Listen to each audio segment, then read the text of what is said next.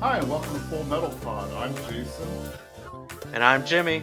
So, Jimmy, how has your week been overall? Um, well, my week. I don't know if I told the listeners, but my front windshield was broken. I don't remember if I told you guys this or not. We got hail in, and I just got my front windshield replaced. Well, that's good. I I've never had my well, no, I had my front windshield cracked one time and had to replace it, and then I had my back windshield just completely smashed and had to replace it. So I kind of know how that feels. Yeah, my car is full of little divots, and my taillight was broken too.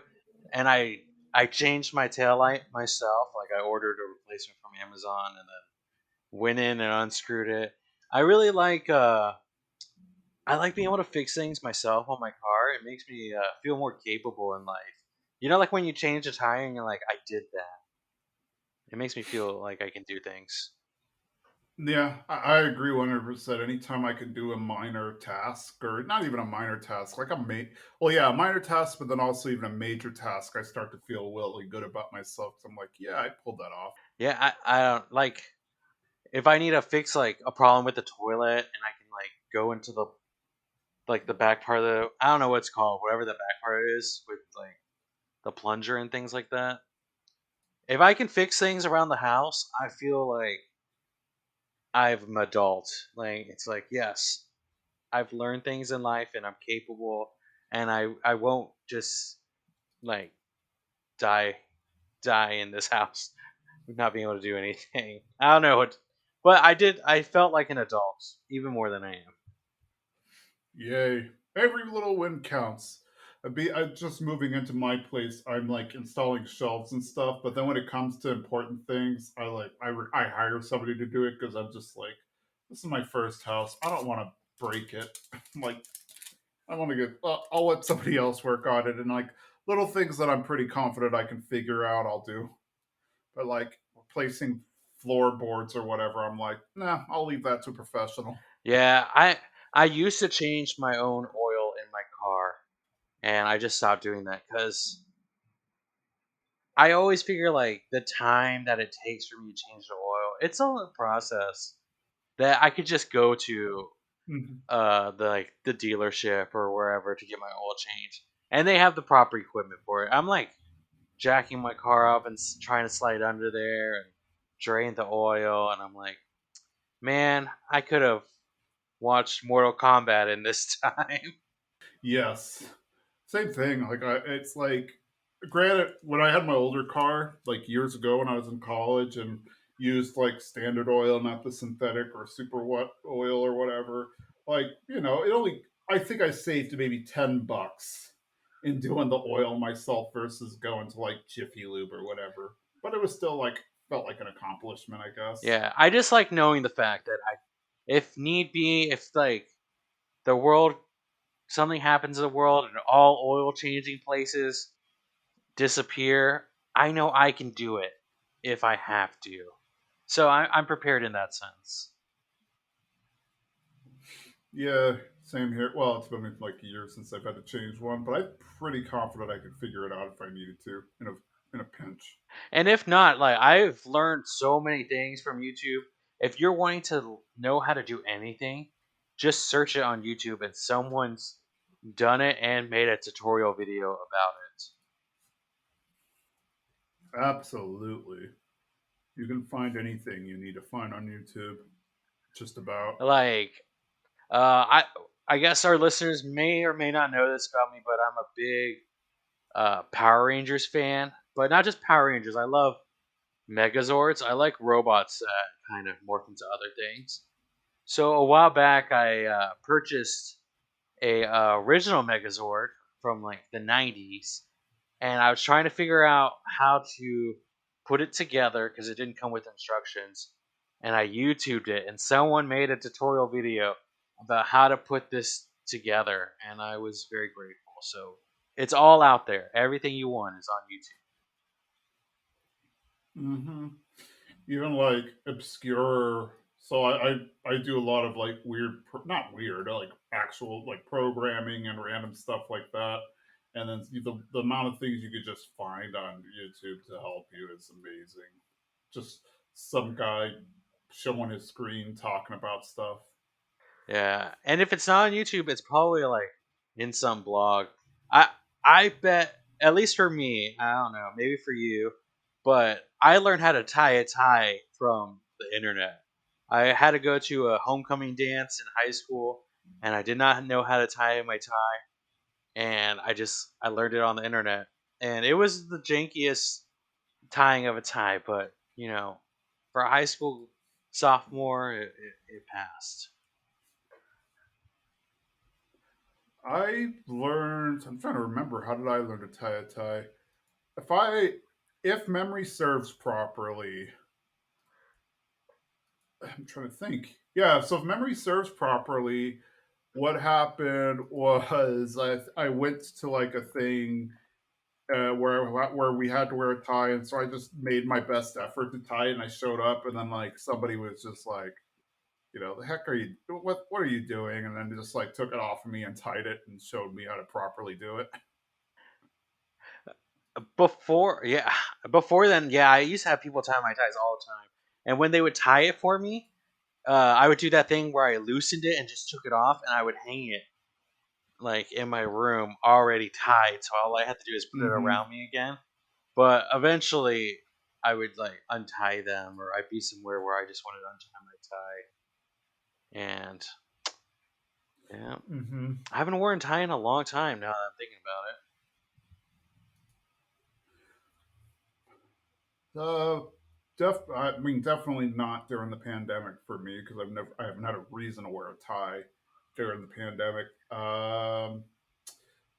Before, it was probably about 6 months before things shut down. Was no, it's like 2 or 3 months before things shut down because I think I went to a holiday party in 2019 and wore a tie. Man, I think the last time I wore a tie was as a cosplay. I was cosplaying the butler from Clue, and I think I wore a tie because he dresses in kind of a suit. That's an oddly specific choice, but okay. If you haven't watched Clue, watch Clue. It's a great movie. A lot of old comedians in there. Yeah, it's just like I'm wondering how many people like stopped you and were like, "You're the butler from Clue," or if they thought you were like Jeeves from Ask Jeeves or something.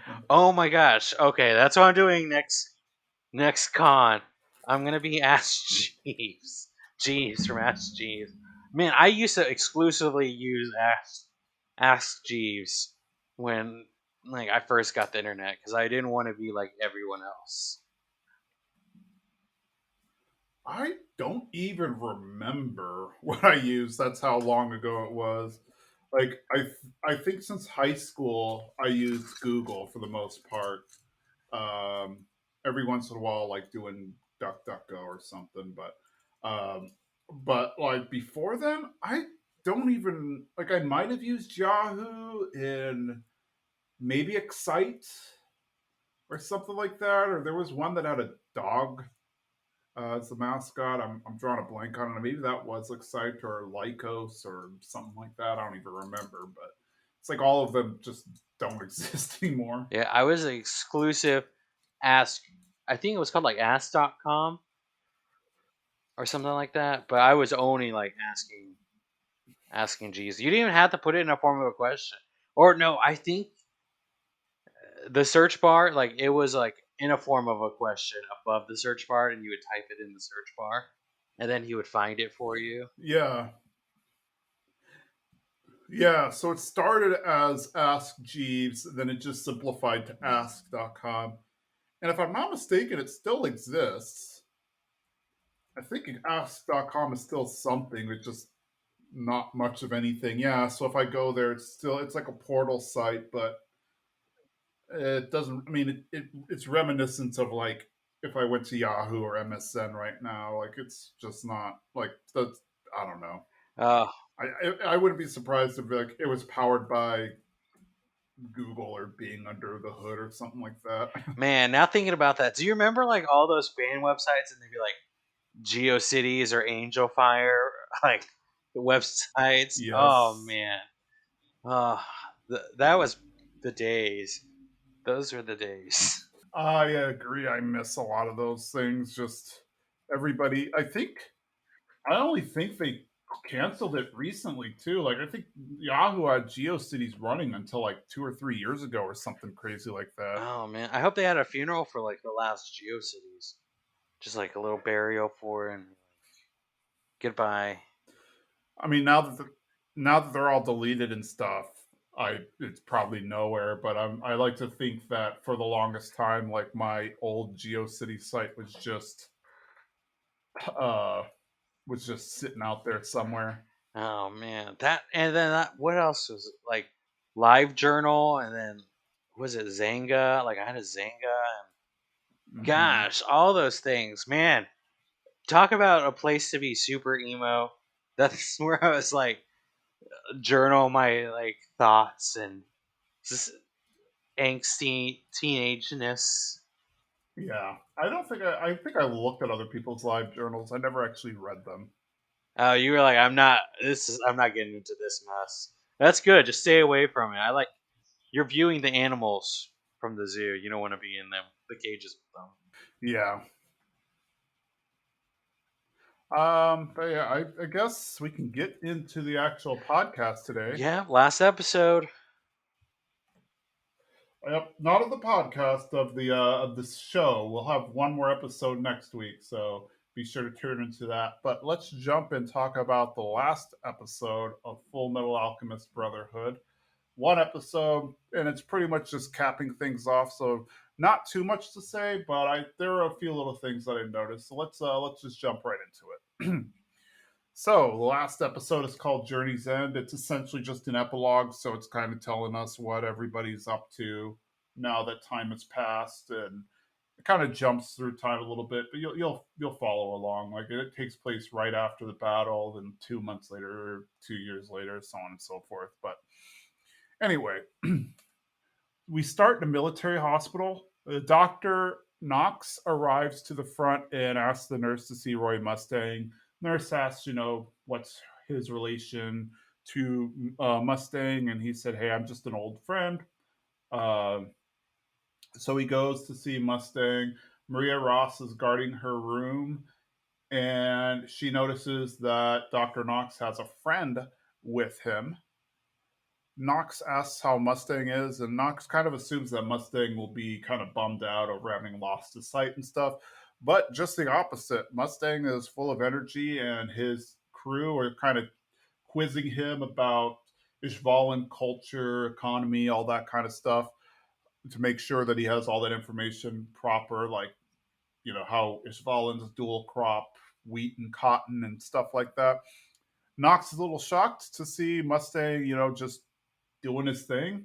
Mustang recognizes Knox's voice. They talk a bit. So Mustang is trying to learn more about Ishvalan culture so he could gain their trust. He wants to set things right before becoming the Führer. He acknowledges that his blindness is essentially a punishment for having visions for the future, having ambitious visions for the future, I should say. And while he's not really thrilled about being blind, he's not going to let it stop him from making Amestris a better place. Mustang acknowledges also that the Ishvalan civil war of extermination was, I mean, putting it lightly, a huge error. And he plans to end military occupation in Ishval and then return the Holy Land back to the Ishvalans. He acknowledges that this won't remove their sins, but at least they can try to make things right. We learned that Knox brought Marco with him. Marco has a Philosopher's Stone, and he believes that he can use it to restore Mustang's sight. Marco says that he used Ishvalan lives to make the stones, and now he wants to use the stone to heal Mustang so that he can restore Ishval to its former greatness. Mustang accepts, but he wants to use the stone on someone else first, and if there's any left over, he will use it on himself. And it turns out that someone else is Havoc, who, as you remember, was paralyzed in the fight against lust. We see Scar recovering in like a private room. Like it's not even a hospital. If I had to guess, I think it's implied that it's in the Armstrong Manor. He is joined by Olivier and Miles. Scar questions why she saved him, and she says that initially she was just interested in his alchemy. However, Mustang has recently approached Miles about helping him develop Ishvalan policies in this new regime. Now, Miles wants to bring Scar along to help him rebuild Ishval and rebuild Ishval's culture and the land and all, the language and all of that. Scar accepts and says he will follow wherever they see fit. Olivier jokes about how Mustang will react to see that Scar is still alive. Then Olivier asks for Scar's real name. Scar says that he's died twice, and so he doesn't need a name. You can just call him anything. We now go to Risenbull. Alphonse and Ed are making their way to Winry's. Al's body has atrophied naturally from being in the gate for as long as it was, so he's using a walking stick to get by. It has taken him a while, so he asks Ed to go on, but Ed refuses. They left together, they will return together. Alphonse wonders what Ling and the others are up to. It's been 2 months since they left, and they should all be back in Xing by now. Alphon worries how May is, and Ed assures him that she's in good hands. So we flash back to like right at the end of the battle from the earlier from the previous episode. Ling and Lanfan approach May. Ling somewhat mocks her for not getting the Philosopher's Stone, and he shows her that he has one, so he will naturally be the next Emperor of Xing. Mei starts to cry, but then Ling says that the Yao clan will protect her clan at all costs. After all, he accepted a homunculus as a friend, so he can accept all the families in Xing. Mei starts to cry and says that trying to protect everyone is too greedy. Ling jokes that it must have rubbed off on him. They then return back to Xing to bury Fu. So now we go back where the brothers are. They're walking, and Al remembers that they made a lot of friends. Ed teases Al about having a thing for May, and Al kind of does the same thing for about Winry. They arrive at the house, and the dog sees them and starts barking out of excitement. The barking wakes up Winry, who decides to go look into it.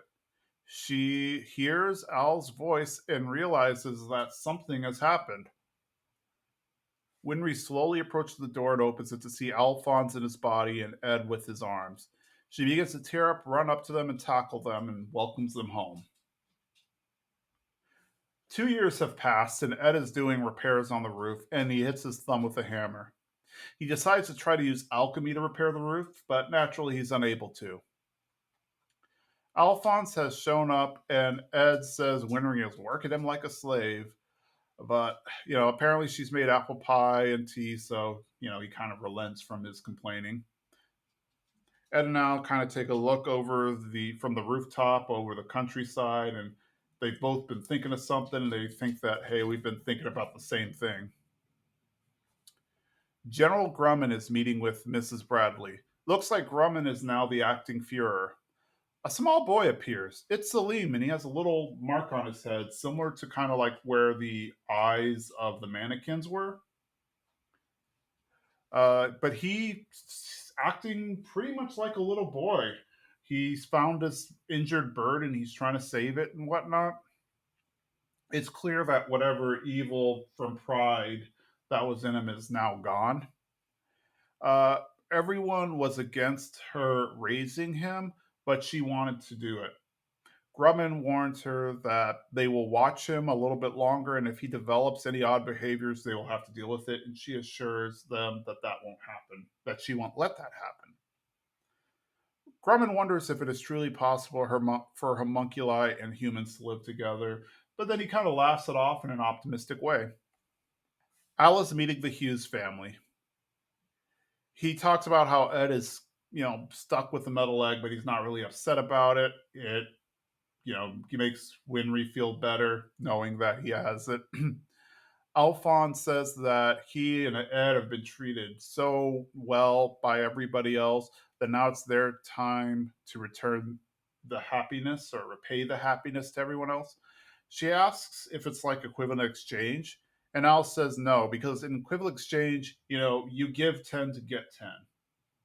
But what he wants to try, and Ed wants to try, is they get 10, but they give 11. So they give a little bit extra of themselves. And that's kind of going to be their philosophy moving forward. Alphonse then kind of casually mentions that he and his brother are still haunted by the death of Nina Tucker.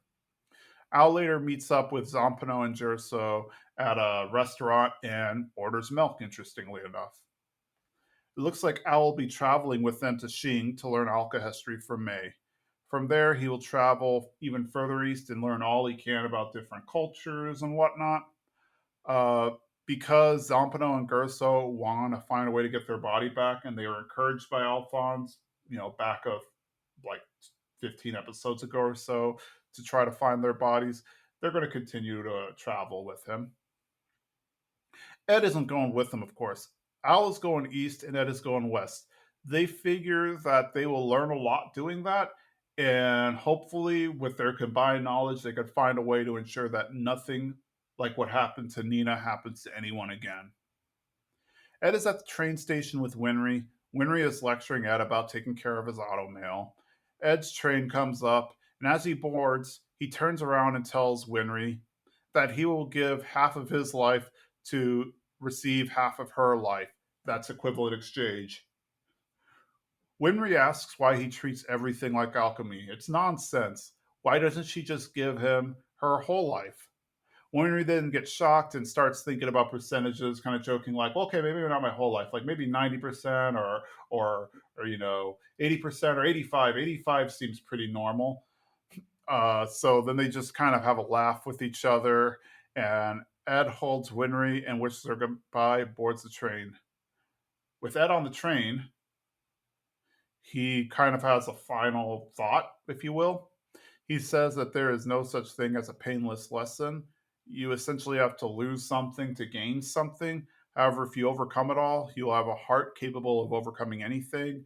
A heart made of full metal, which is the last phrase in the series. However, during the end credits, we get to learn a little bit more about what has happened over the years since Ed has made that phrase. We see a little pin board, um, but on there's a bunch of new pictures. We learned from it that Hohenheim was buried next to Trisha. Scar is now working with Miles. The dog Black Hayate has had puppies. Ling is now Emperor of Xing. Yoki is traveling with Darius and Heinkel.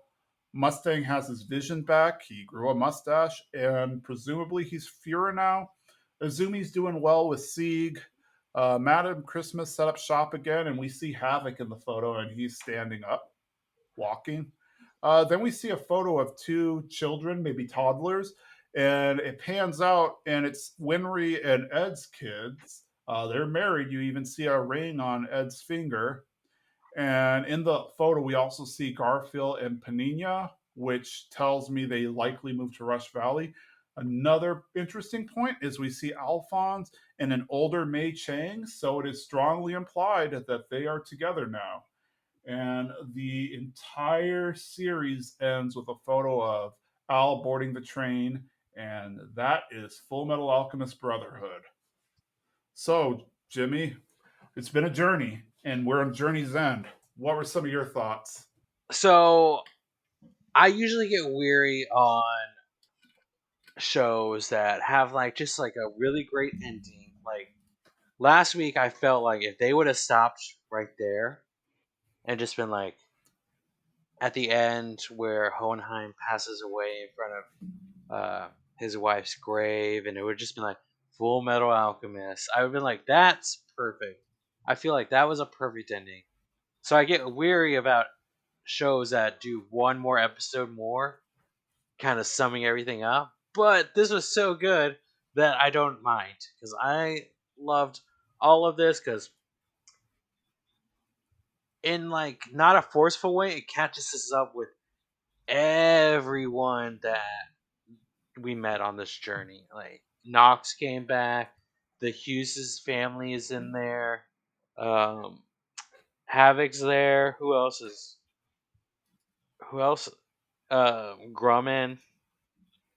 We get a call out to Yeah. Milk. Milk came back. I forgot how much I missed Milk Mm-hmm. until Al ordered Milk, and I was like, "Milk is back! I'm so happy." I wish Ed was there, but you know what? It's fine. Yeah. It's just going to show that he is. What's the word I'm looking for? It goes to show that at least Alphonse is drinking his milk because we know Ed doesn't drink it, so Ed definitely wouldn't order milk. Though that would have been a funny scene too, because then it would have shown like how Ed has matured or changed or whatever. But yeah, there were a few subtle things in that episode that if you didn't weren't paying attention you'd miss, but I noted them. So like what one that really stood out to me is when Winry is returning or when she's going to the door to see the brothers, there's a point where it like pans on to her profile and we see her ears and you notice that there are holes in her ears but no earrings. And I was like, oh, that's interesting. Then I remembered, oh, that's because back when they were in that old mining town and whatnot, she gave her earrings to Ed. So that's why she's not wearing them because Ed still has them. Yes, I noticed that too, and it's like the details in this anime, just everything is spot on. Nothing is really taken for granted. It, yes, and I was hoping that we would get this. There was mention of the apple pie. I wanted to see Al eat the apple pie. I did not get that. I'm a little upset about that, but I feel like Winry's always making apple pie, and maybe I mean he's eating it, so I'm glad he's eating it. I just wish I could have viewed it. Yeah, same here because they keep talking about like how that's the first thing he wants to do is try Winry's apple pie, and yet we never actually see it happen. It's like, oh, no payoff on that And one. I was so excited because when they first go to the house and you see Winry, I think she's sitting at the table or she's in the kitchen, I believe. And there's apples sitting there, and she's near the oven. I'm like, apple pie time, and no apple pie, but Mm-hmm. reuniting. It was so great, and I was worried for Al because his body is a little still frail, and she kind of just jumped on him. But what a great moment! Everything's coming up like perfectly. And do, do you think Mustang made the right decision using the stone? I think so. I mean, while while I think that yeah, there.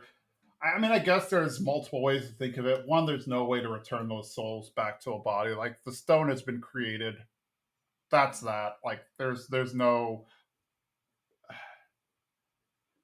what's the word I'm looking for? I guess there's no like there's just I guess yeah. If he didn't use the stone, it's not like their souls would go back to a body or whatnot. They would still be stuck in the stone. So it's like okay, well at least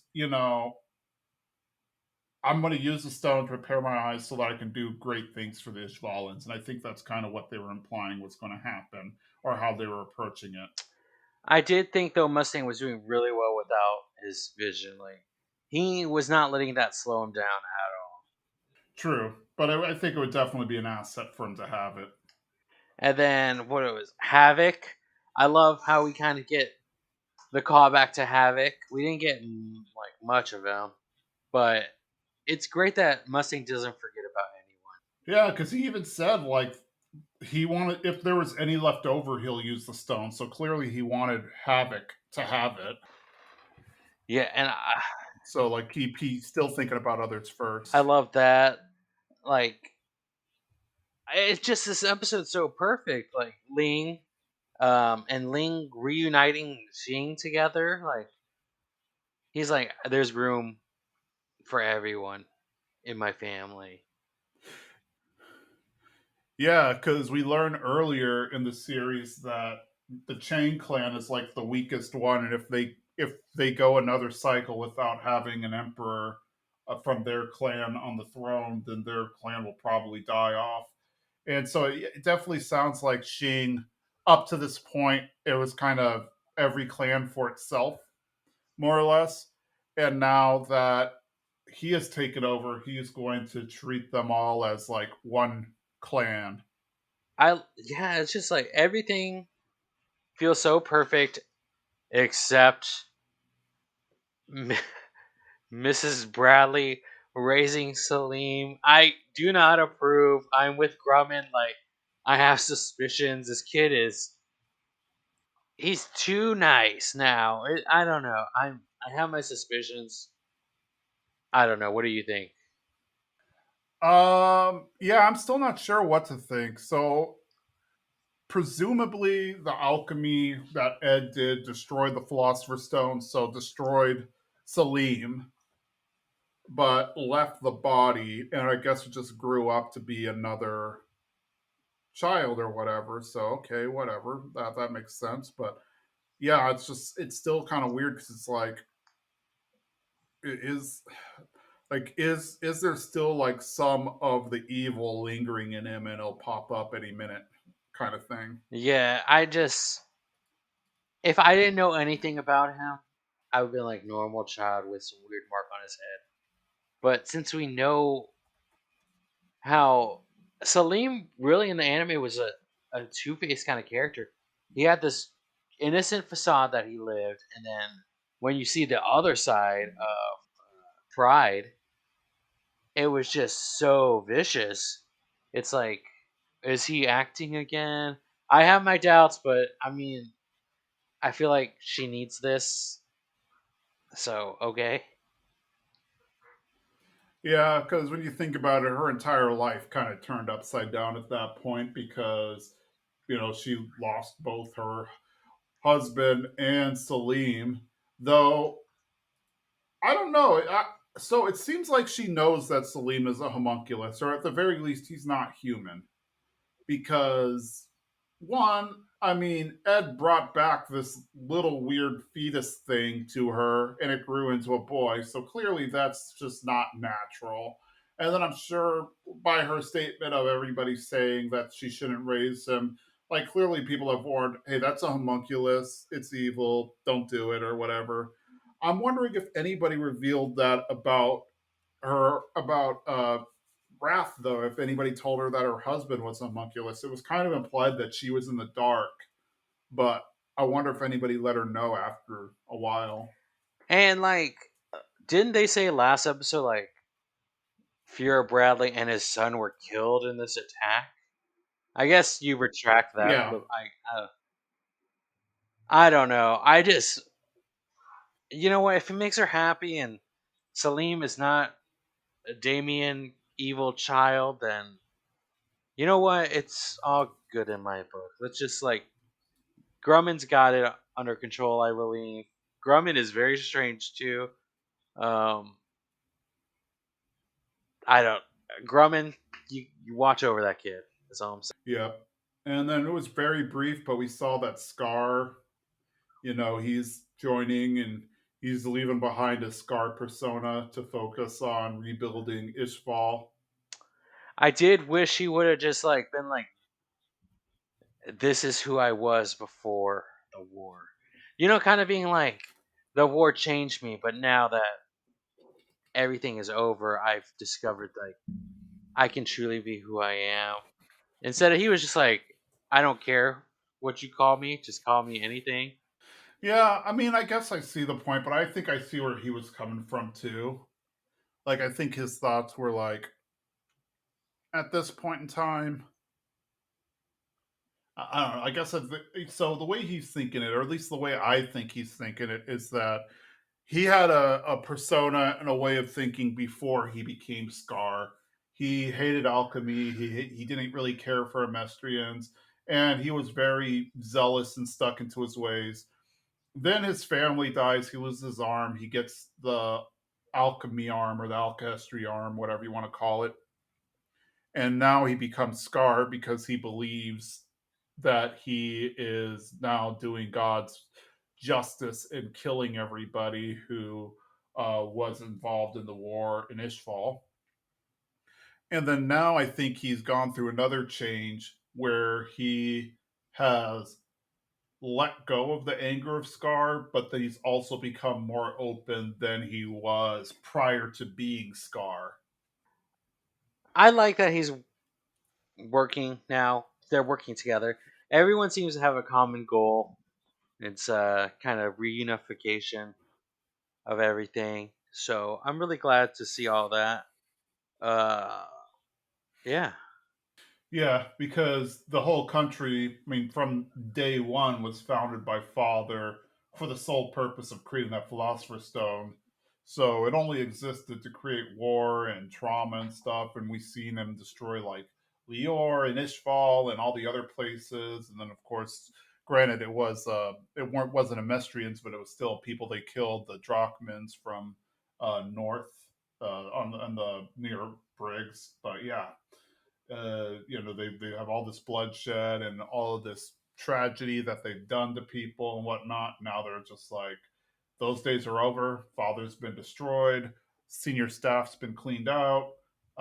Wrath is gone. So now we can fix things and make things better. yeah, and like this is kind of where I'm like, I wish we got a sequel because I would have loved to see Al and Ed's journeys, especially Al, because I feel like we got a lot of Ed this anime, and we got a lot of Ed's perspective and stuff. It'd be great to see like how Al handles himself alone, and he's not alone. He's got his two the Chimera gang with him. So I would have loved to see that them go through the East.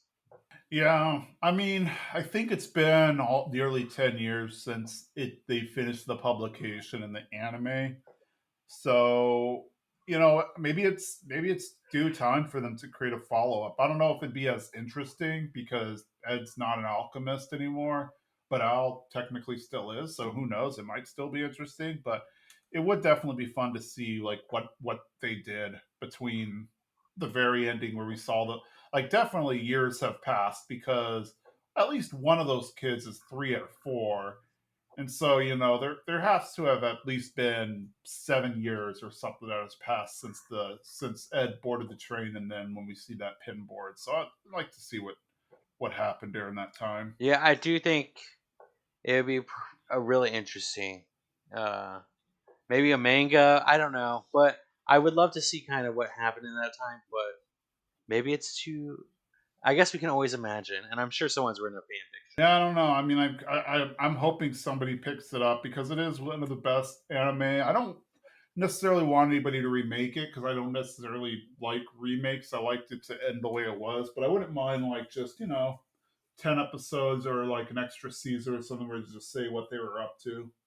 Yeah, I. Oh man, yeah, it was. What a great journey, though. I feel like this episode really like. I don't know. It didn't pull at my heartstrings, but I was satisfied. I think is that's as much as I can ask for from this long journey. It's just to feel like yes, I'm talking like I would like more, but I'm really happy.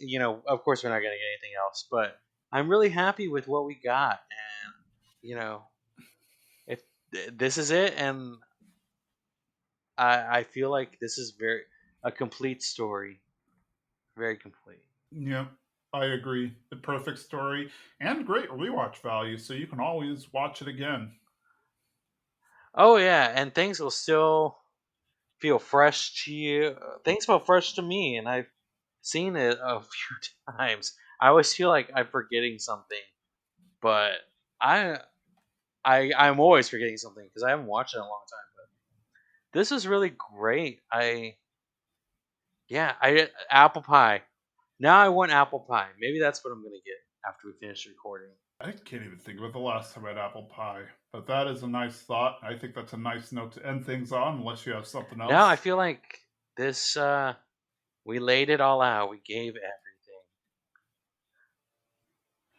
Yay, I agree. Well, next week we will have our final episode of the actual podcast. We will talk a little bit about some of the themes, some of the things we like about Full Metal Alchemist. And then we'll probably talk a little bit about what we plan on doing next. So yeah, looking forward to seeing you guys next week. Until then, I'm Jason. I'm Jimmy. Bye. Bye.